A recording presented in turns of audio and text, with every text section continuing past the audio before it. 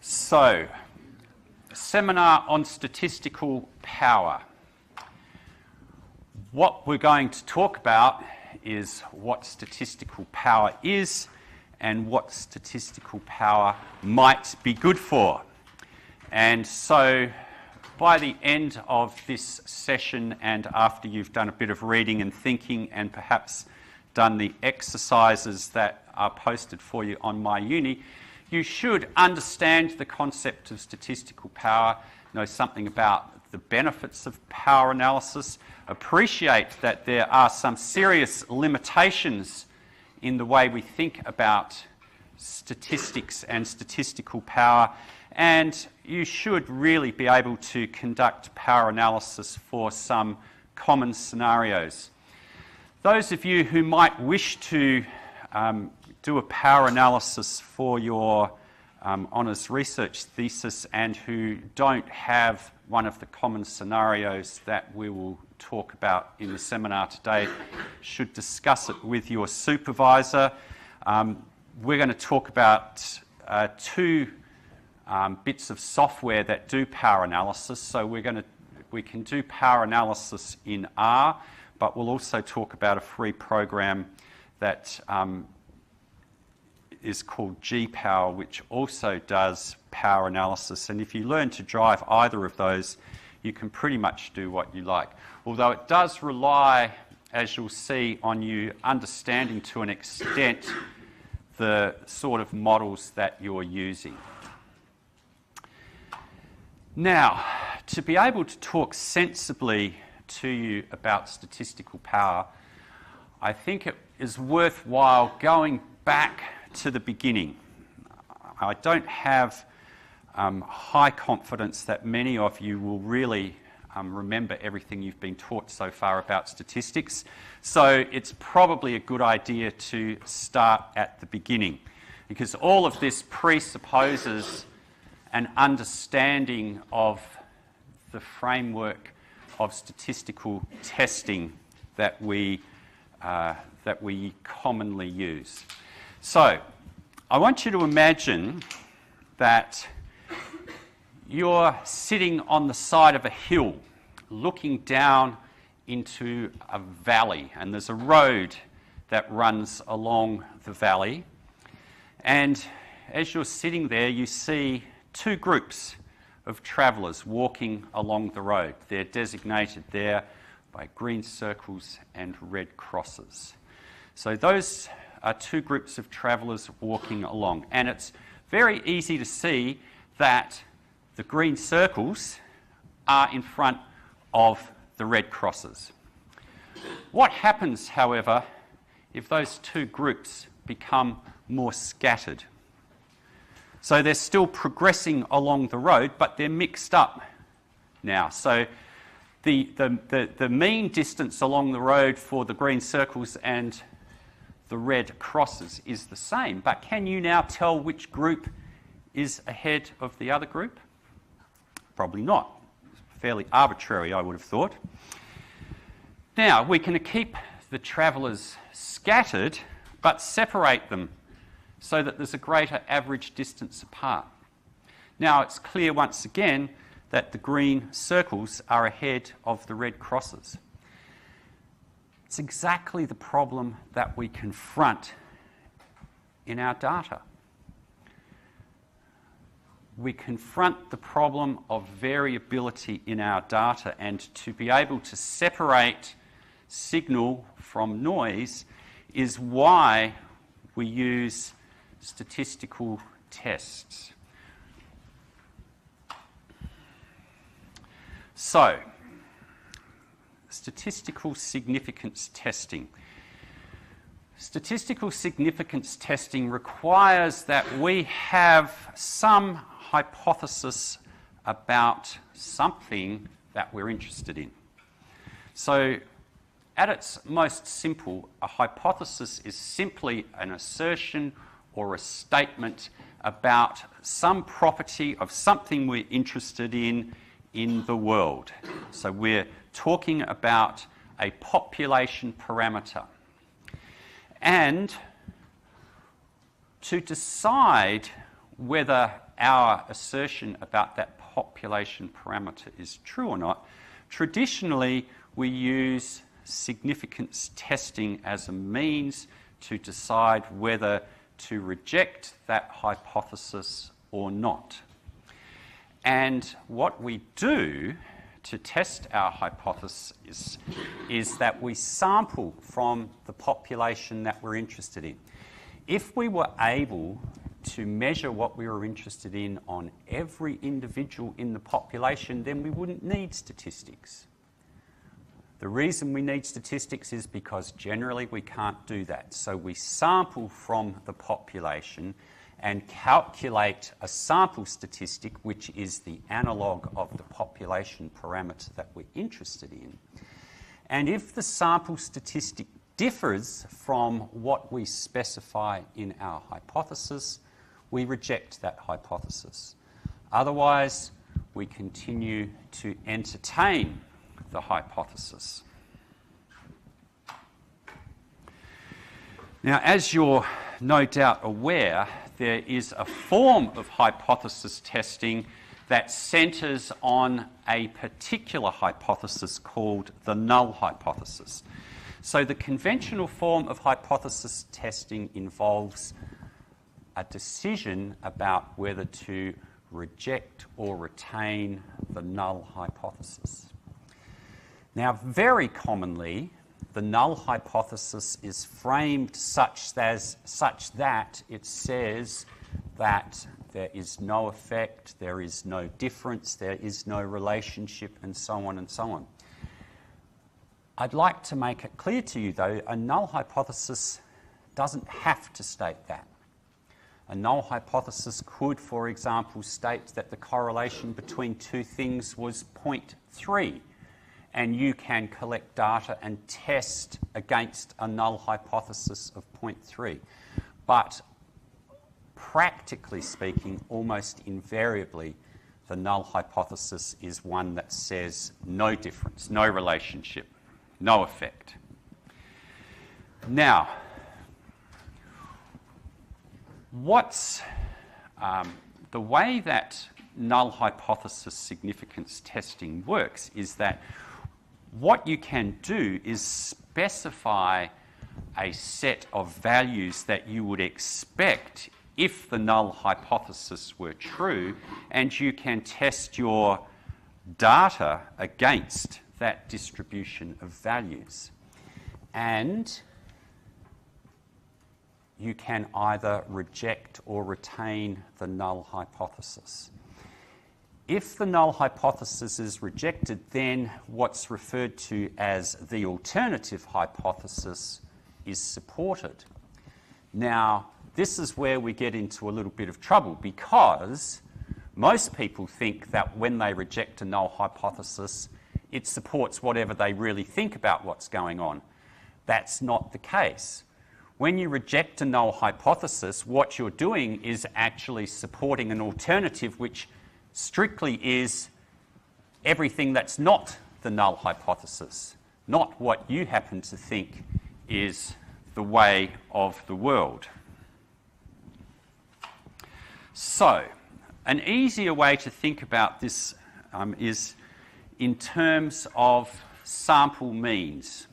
So what you see represented on the slide there is what's called the sampling distribution of the mean. So the idea of a sampling distribution of a statistic is that it's a hypothetical distribution that represents the set of values that you would take if you repeatedly sampled from the population that you were interested in, calculated the relevant statistic, and then put that sample back and sampled again. And you do that over and over and over, and what you wind up with is a distribution, in this case, of sample means. We can specify what that distribution would look like for the null hypothesis, and it turns out that it will be our old friend, the normal distribution, which has elegant characteristics. It's symmetrical, its mean is the estimate of the mean in the population. Its standard deviation is referred to as the standard error of the mean, and we can know the proportions of values we would expect at any part of the curve. So we know that values that are close to the mean have high probability, and values that are a long way from the mean of that distribution have a low probability. And this is where null hypothesis significance testing comes from, because we can specify what the distribution would look like under the assumption that the null is true, and then we can set limits whereby we will say if our data is unlikely under the null hypothesis, then we reject the null hypothesis. The values that we typically use cut off 2.5% at each of the tails of the distribution. This is where the 5% level of significance comes from. So when we reject a null hypothesis because our sample statistic falls in those rejection regions, we say that our result is statistically significant with a p-value less than 0.05. And that's the last time you'll hear me ever say p less than 0.05. Now, with this distribution here, the critical values that cut off 2.5% each end, because this is a standardised distribution, are z-scores of plus or minus 1.96.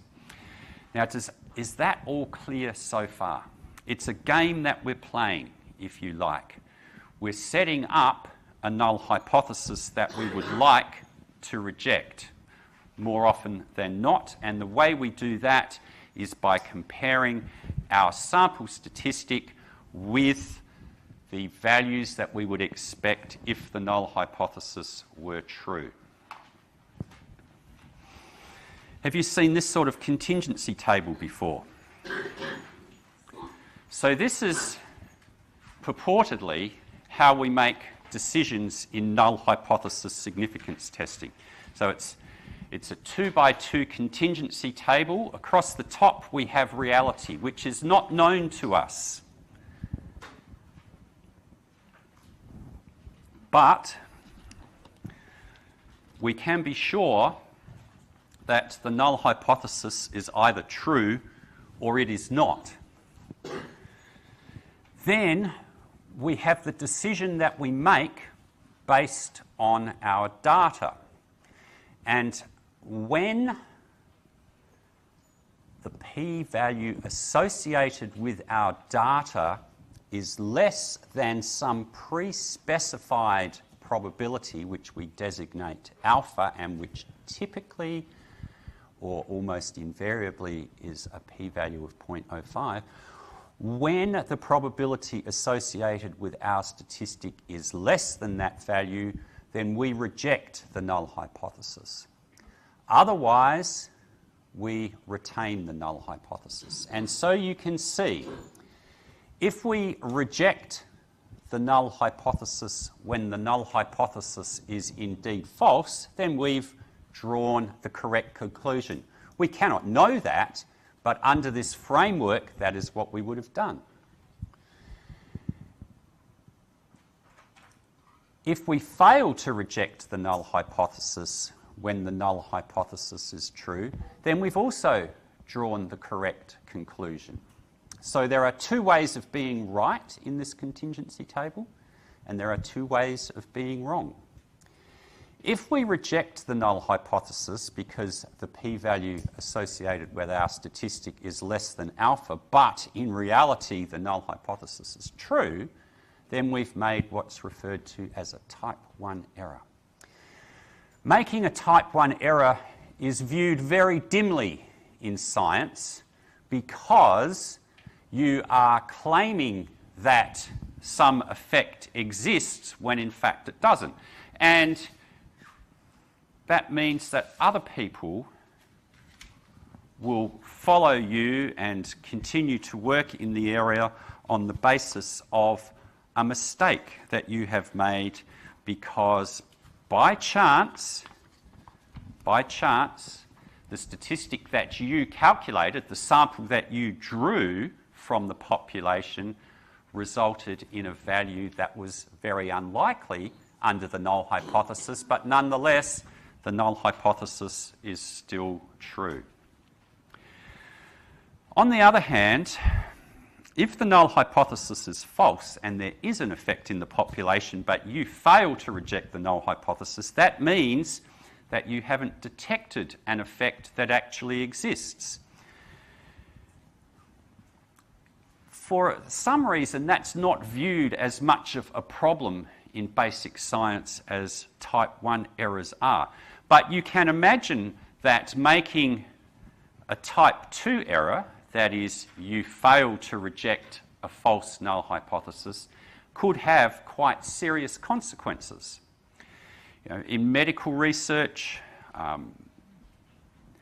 classic example would be something like, you're working on a cure for some disease and you conclude that whatever it is you're working on doesn't cure the disease when in fact it does, and so that line of research stops because it's seen to be a dead end, but you've actually not detected an effect that really exists.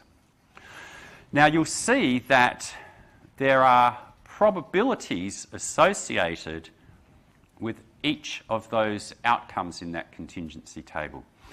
So the probability of a type 1 error is given as alpha. So in some ways that's under your control because you pre-specify your rejection criteria for the null hypothesis. And so you might say, well, to avoid making a type 1 error, I'm going to adopt a really strict alpha level. So instead of 0.05, you might say, I'm only going to reject a null hypothesis if the associated p-value is very small. Why not say p with 6 zeros before you hit a 1?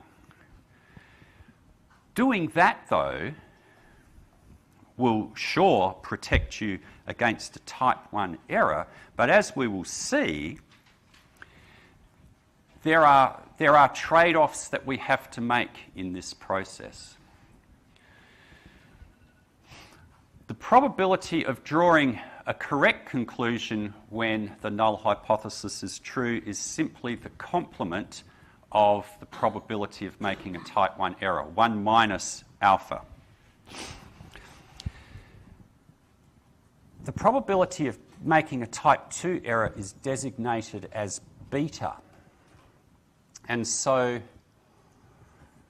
the complement of that is the probability that we will correctly reject a false null hypothesis. And that is the definition of statistical power. So statistical power is the complement of making a type 2 error, but it's easiest to think about statistical power in terms of the probability that you will correctly reject a false null hypothesis.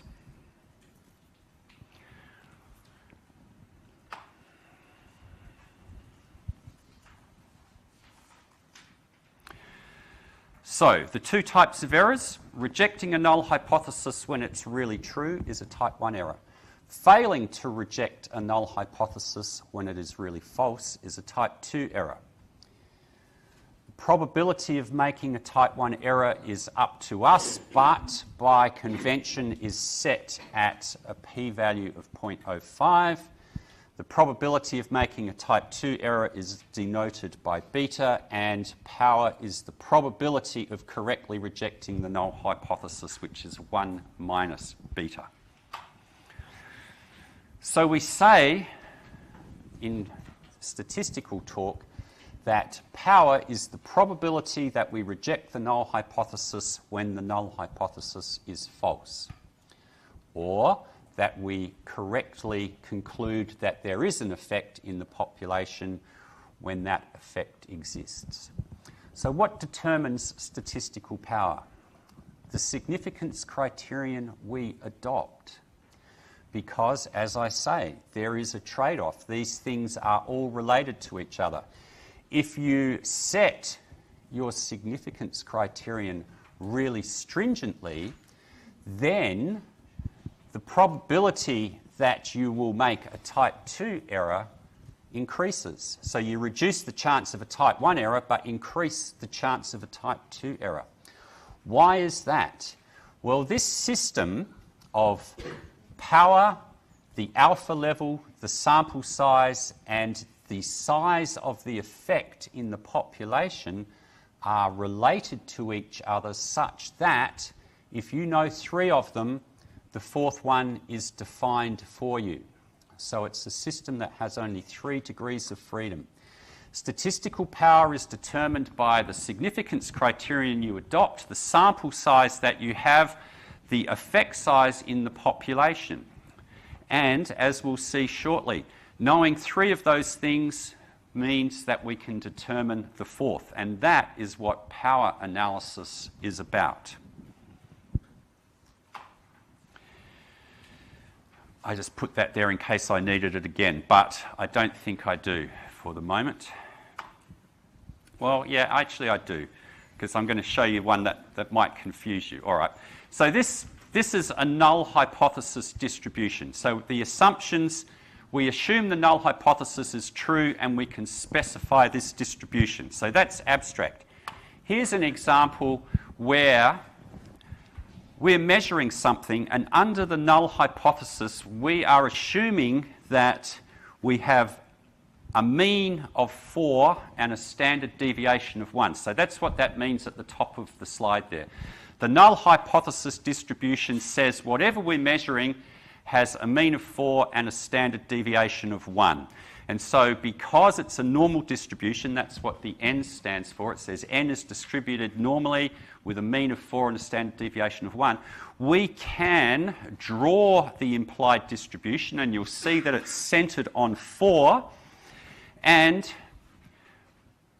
2.5% of the distribution lies in the tails, and we know that in the right tail that the critical value will be 5.96. Like before it was 1.96 in the standard normal because the mean here is 4. So you can see there's a line that I've drawn there just to the left of 6.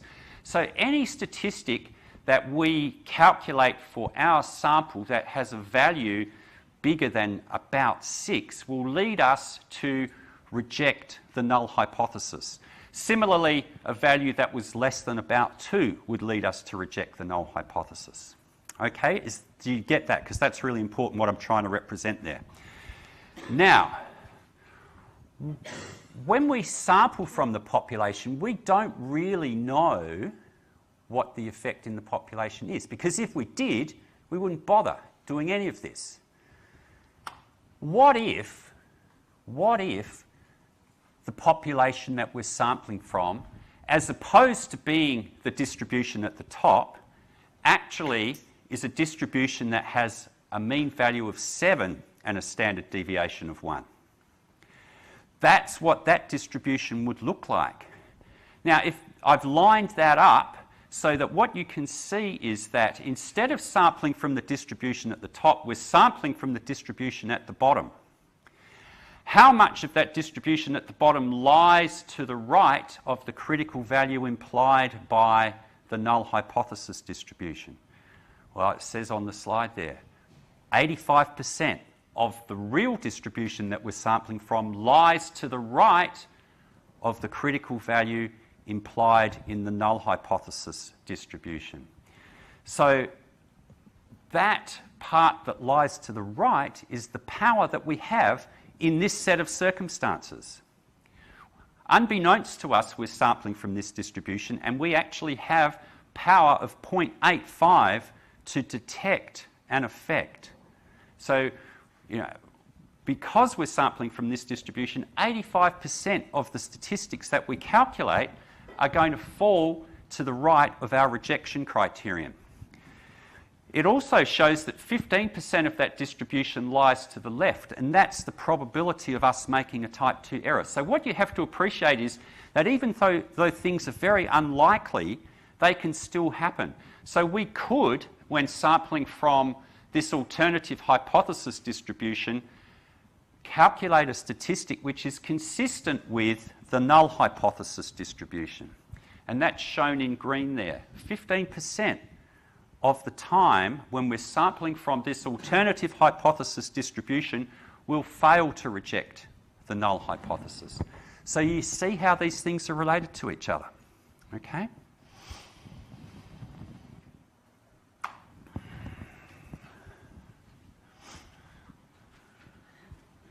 So that's the basic theoretical stuff about power analysis.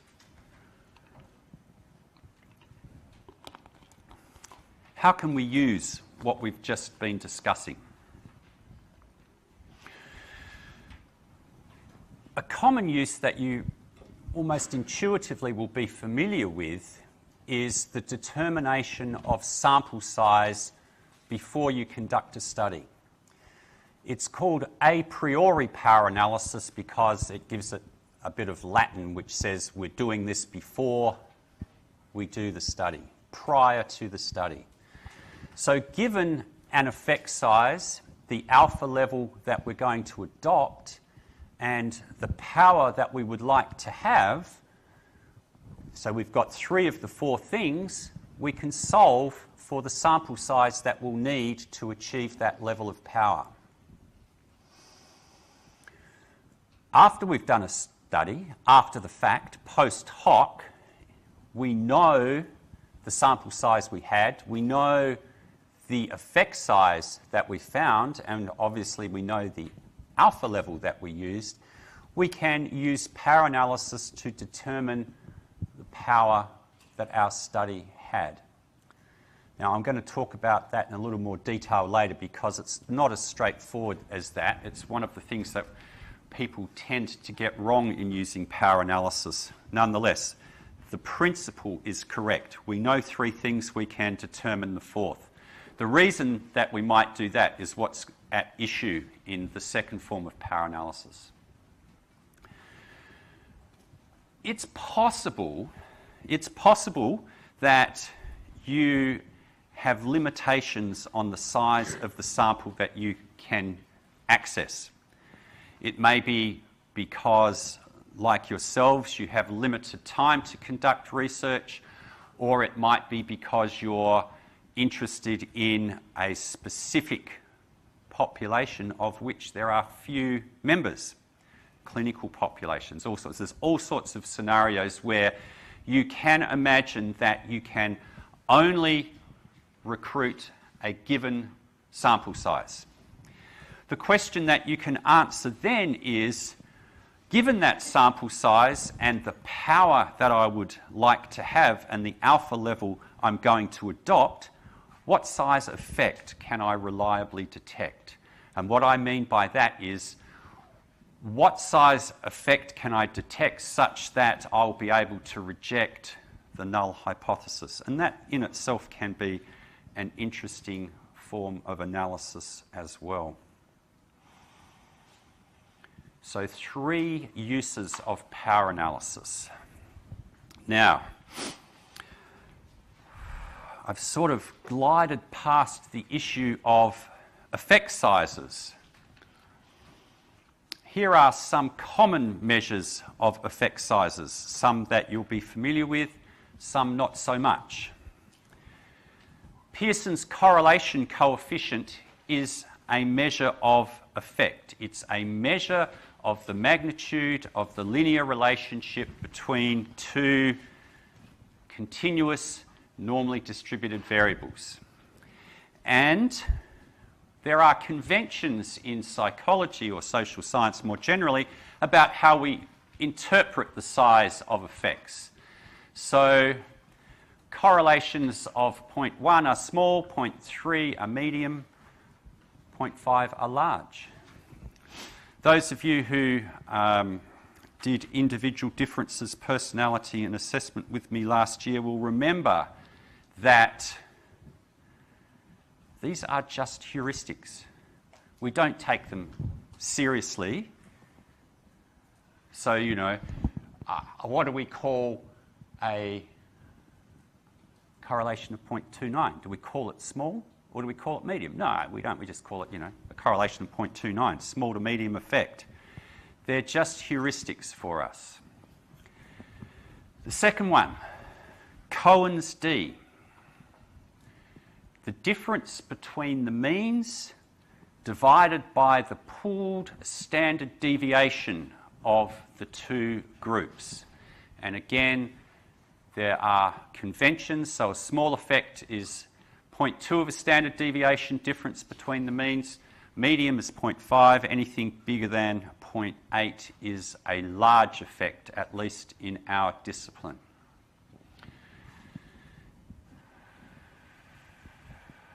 The little subscripts there just refer to an experimental group and a control group. There are situations where, for example, you might calculate Cohen's d by using the standard deviation for a control group to estimate the size of the effect rather than the pooled standard deviation. The next one is called partial eta squared. Partial eta squared and eta squared are effect size measures used in the analysis of variance. They are proportions of variance that can be attributed to one of the effects in an analysis of variance. So the terminology there is SS stands for sum of squared deviations, and the A's and B's refer to two groups. So this is a two-way analysis of variance, and the partial eta squared for the effect that we've designated A is given by the sum of squared deviations for A divided by the sum of squared deviations for A plus the pooled variability within each cell. So the sum of squares that we attribute to subjects within the combinations of A and B in the analysis of variance. Eta squared is commonly used, but it's not actually all that easy to interpret. It's a proportion of variance that we can attribute to the effect. You can think of it, and it actually is helpful to think of it as being like R squared in a multiple regression analysis. The final one here actually uses R squared from regression analysis. So this is called F squared, and it's simply R squared divided by 1 minus R squared, and you can see the conventions there. Now, these effect sizes were those proposed by Jacob Cohen, and indeed, Cohen's d is named after him. What you will see is that the package in R that I'm going to refer you to is based on Jacob Cohen's approach to power analysis, and so knowing these effect sizes is quite important to us. Let's see. Okay, so far so good. Are you with me so far? Excellent. So, let's have a look at some examples of how we use power analysis. So, an a priori power analysis. We use the relationship of sample size, effect size, and our alpha level to calculate how many participants that we need. So what are we going to do? We're going to decide on our alpha level, which sets our type 1 error rate. Let's call it 0.05, shall we? I just plucked that figure out of the air. Then we decide on an acceptable level of power, which is going to determine our type 2 error rate. Then we need to specify the size of the effect that we're looking for, and we can calculate the sample size that we'll need. Straightforward. At least on this slide it's straightforward. So what's an acceptable level of power? Why not set power really high, 0.99? You'd think that that would be a good thing to do, and in an ideal world it would be. But, as you've seen, these things are all related to each other. Our alpha level is going to be fixed, the effect size is going to be fixed, so if we set our power really high, that implies that we're going to need a really big sample. Running big studies with big samples is time-consuming, it's expensive, and it may not even be worth doing. So what this graph plots for you is a power analysis for t-tests, the difference between two independent means. And we're going to assume that the two groups have the same sample size. It says there the allocation ratio, group 2 over group 1 is 1. That means the sample sizes are the same in each group.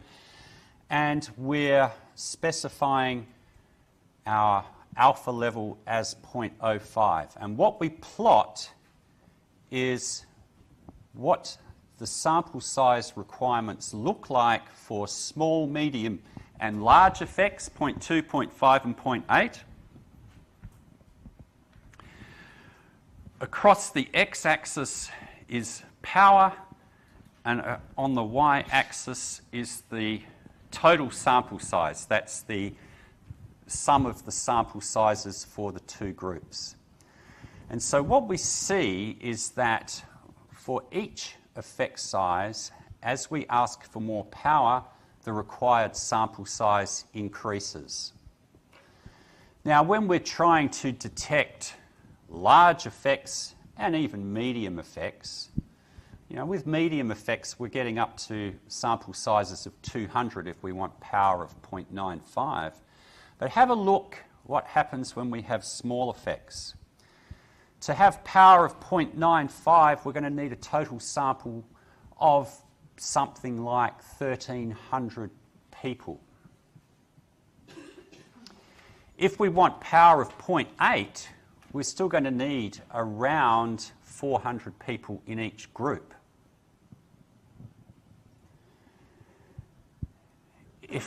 If we extrapolate that top line back to a power of 0.5, we're still going to need about 200 people in each group. And with 200 people in each group, we've got no better chance of detecting an effect size of 0.2 than we would by just tossing a coin and saying yes or no. So you can see how these things all relate to each other. What's the moral of this slide? Study large effects, but we don't know. I mean, we've got a bit of an idea most of the time. I'll give you a heads up. Most of the effects in psychology are pretty small, and they're swamped by noise. And so this issue of statistical power has plagued psychology for generations. People like Cohen have railed against the lack of thought people give to statistical power. But why do people try and avoid this issue? Well, because if they avoid the issue, then they don't have to consider what this particular graph is telling us. I'll have some more to say about that with relevance to your own research later.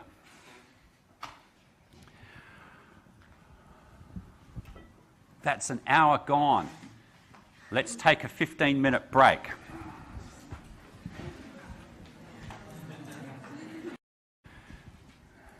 So, welcome back.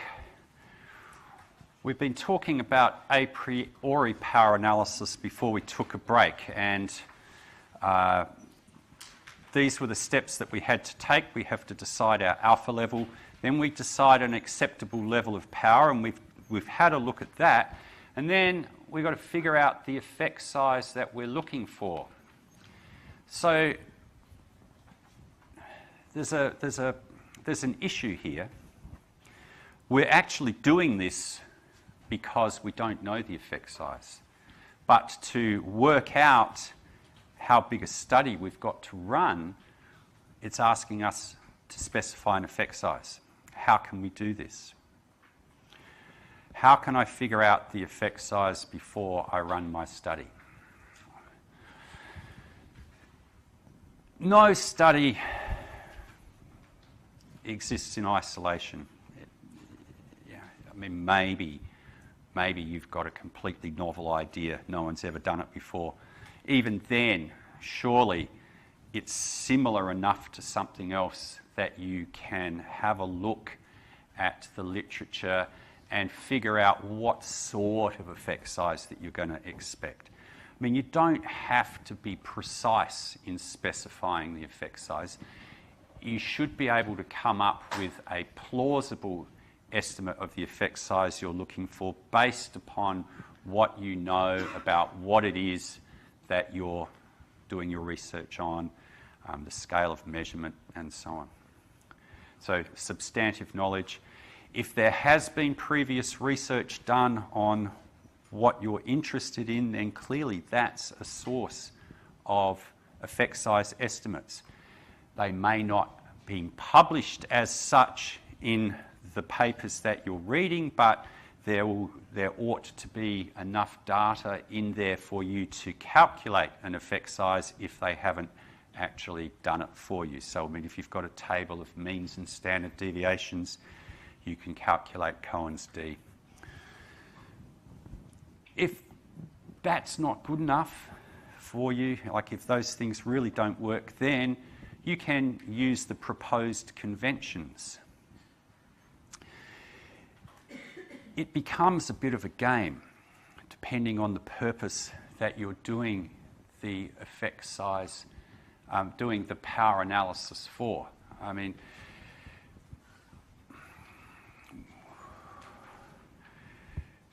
it's up to you to come up with the effect size estimate. So, if you don't want to, get the answer that I need 10,000 participants, specify a bigger effect size. But you will have to, at some point, perhaps defend the estimate that you've come up with. But Cohen's conventions can be useful. So, here's an example of doing an a priori power analysis. What sample size do I need to detect a correlation of 0.3? Alpha level 0.05, two-tailed, and power equals 0.8. So, let's go through the steps. Decide on your alpha level, it's going to be 0.05. Notice that I've specified that it's a two-tailed test. Do you guys come across one-tailed tests? Some tests are one-tailed by definition. So an F statistic is a one-tailed test because you always put the larger variance in the numerator and the smaller variance in the denominator. However, there is a form of, I think of it as cheating, where people run their study and they don't quite hit p less than 0.05. Let's say they hit p of 0.07 or 0.08. And then they go, that's all right. I knew which direction the effect was going to be in, so I can use a one-tailed test.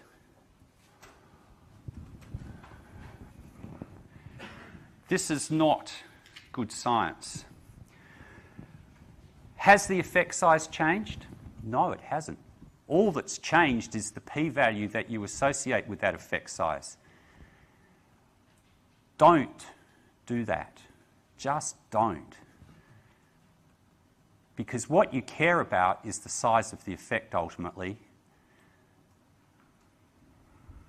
So we always specify, when we have the option, a two-tailed test. Decide on the acceptable level of power.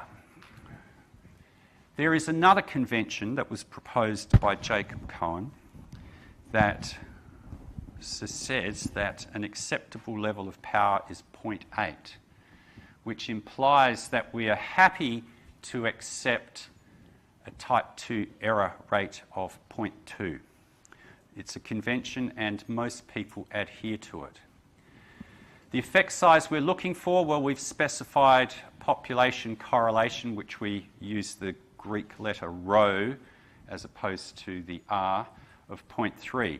And so knowing those three things now, specifying those three things, we can calculate the size of the sample that we'll need to detect reliably a correlation of 0.3, alpha level of 0.05 two-tailed with power of 0.8. And this is how we do it in R. So we use a package called PWR for power.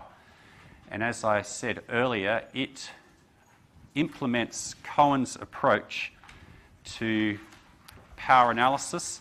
The command is straightforward. So it's power for R, so it's power.r.test. We specify the arguments. We're looking for a correlation of 0.3, the significance level of 0.05, power of 0.8, and we're going to do a two-sided test, which is a two-tailed test. Now that's pretty straightforward, isn't it?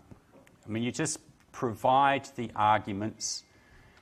We know we want to detect correlation of 0.3, we know the significance level, we know the power. We specify those things and the function will return to us the sample size that we need. We need a sample size of 84.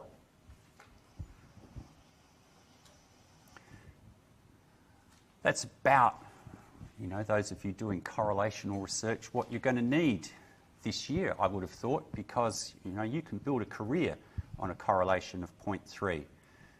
Arthur Jensen found correlations between simple reaction time and intelligence of 0.3, and he spent the next 30 years studying reaction times and intelligence.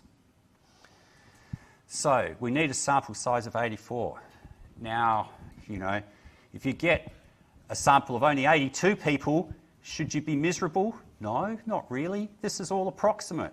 You can round that down to 80, doesn't matter. Round it up to 90, doesn't matter. It's giving you the ballpark that you're in because there's so much else going on that a sample size of 84 is not going to guarantee you a statistically significant result, but you know the sort of ballpark that you're in. What does this look like in terms of the distributions that we were looking at before? On the left, we see a distribution centred on 0. On the right, a distribution centred on 0.3. So these are distributions of correlations we would expect under the null hypothesis and under sampling from a distribution where the correlations are 0.3. The critical correlation there is the one that cuts off 2.5% at the top of the null distribution. So the critical value is a correlation of 0.167. And when we look at the alternate distribution, we can see that 20% lies to the left of that value, and that suggests then, well, that determines that we have power of 0.8 to detect a correlation of 0.3 when we have a sample size of 84. So does that make sense? Okay. All right. Let's have a look at the alternative of doing a post hoc power analysis. What power did a study have? So what was the sample size? What alpha level did they adopt? What was the effect size? We can calculate the power for the study. And as a running example, I'm going to use something that I came across when I was supervising an honours project. I think it was in 2015. One of my students that year was interested in whether people learn better when they study off a screen or whether they study off paper. So in that little bit of blurb there, this is from a paper. They're talking about OSL, which is on-screen learning, and OPL, which is on-paper learning. And while they found that people's performance didn't differ whether they had studied online or on-screen, their confidence in how well they were going to do when they were tested on the material did differ. So POP there stands for prediction of performance. How well am I going to do on a test of what I've learned? And it turns out that the on-screen learners thought that they would get 71% of the questions correct on average, whereas the on-paper learners, 65.6%. So you can see that they published a T statistic, T with 68 degrees of freedom, so the total sample size was 70, was 1.99 with a p-value of exactly 0.05. Blow me down and knock me over with a feather. And the Cohen's d was calculated as 0.48. So what power did they have? What was the sample size? 35 in each group. Alpha level, 0.052 tailed, effect size of 0.48. What power did that study have? So here you can see that we have a function that's called, this time, power.t.test. And we specify n equals 35, that's in each group. Cohen's d was 0.48, the significance level was 0.05, two-sample t-test. What power did they have? And you can see the output, n equals 35, d equals 0.48, blah, blah. In red, their power was 0.508. And there's a little note there which says n is the number in each group, and so that means that they had a sample of 70. Power of 0.508. Little better than tossing a coin. Little better than tossing a coin. Have a look at the distributions here. So the null distribution centred on 0, and notice that the critical value of t is just a shade under 2, as I was explaining to you before.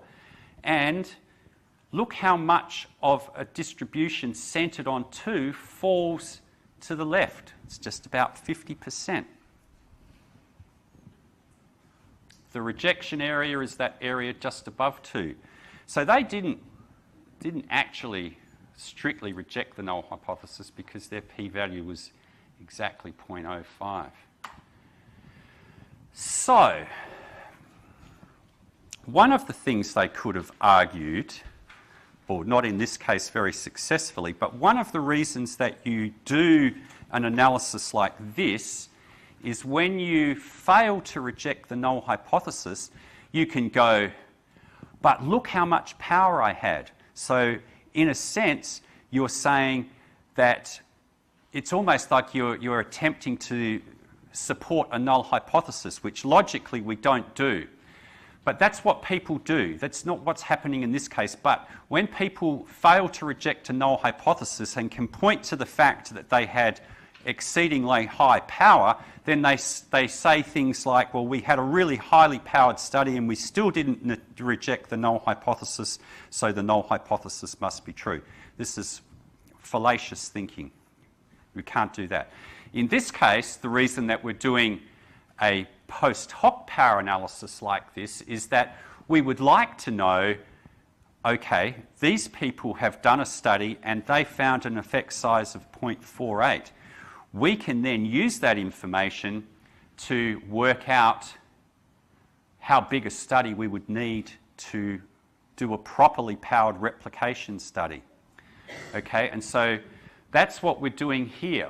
The sample size for a replication study. So it's again power.t.test, but this time we provide the effect size, the power, the significance level, and the type of t-test, and it tells us that we need a study that's twice as big as the one they did. So we need 70 in each group rather than 35 in each group to be confident that we can replicate their study with power of 0.8. Does that make sense? The other thing that you can do here, and this is something that you might think about when you're writing your thesis. So let's suppose that you've done your study and you don't find a significant result. Is that the end of the world? Some of you might think, yes, I've just wasted my whole year. And I can actually see people going, yeah, I'm going to be really upset. I'm going to argue to you that you shouldn't be really upset. First of all, that's not what an honest research project is about to start with. It's not about finding a significant effect. It's actually learning about how to do research. You can still get a first for your thesis without a significant effect. You see, this is a common misconception among honest students, that if I don't get a significant result, I can't get a first. That's absolutely wrong. It's almost the last thing that an examiner looks at is whether you got statistically significant results or not. They're much more interested in clarity of your writing and thinking. Have you done the analyses correctly? Have you thought about what you've found? You know, have you drawn sensible conclusions? One of the things that annoys me as an examiner is when you come to the discussion and people say things like, I didn't have enough power, I need to do a larger study, or something along those effects. Here is what you should do. If you actually think that, you can do the calculations. I'm teaching you how to do them, and they're trivial. So don't go, I didn't get a significant result, we've got to do a bigger study again. I want to know how big a study. You know, one of the things that honours projects are really good for is giving us an effect size estimate. And that can tell us as to whether we should actually pursue a line of research or not. So here, you know, Cohen's d of 0.48, that's a decent size effect, isn't it? So it's worth pursuing. If you find an effect like that, you can do the calculation and say, well, look, you know, to follow this up, we might need to do a study that instead of having only 50 people in it, has 200 people in it. And, you know, that then shows your examiner that you've thought about it rather than just having a throwaway line, oh, bigger study. All right? So don't do that. This is a useful thing that you can do. So there was a little sermon there about, you know, what to expect later down the track. All right, this is the third type of power analysis. What size correlation can I reliably detect with a sample size of 30 alpha 05 two-tailed power 0.8? So it's the same function that we looked at before, power.r.test. And you can see what we're doing with these functions is these functions take arguments and we provide 3 bits of information and the function provides the 4th. It could not be more straightforward than that. So with a sample size of 30, we're not going to be able to reliably detect correlations less than about 0.5. And that's highlighted in red there, a correlation of 0.4866 and so on. So that, again, is the type of power analysis you might do when you're constrained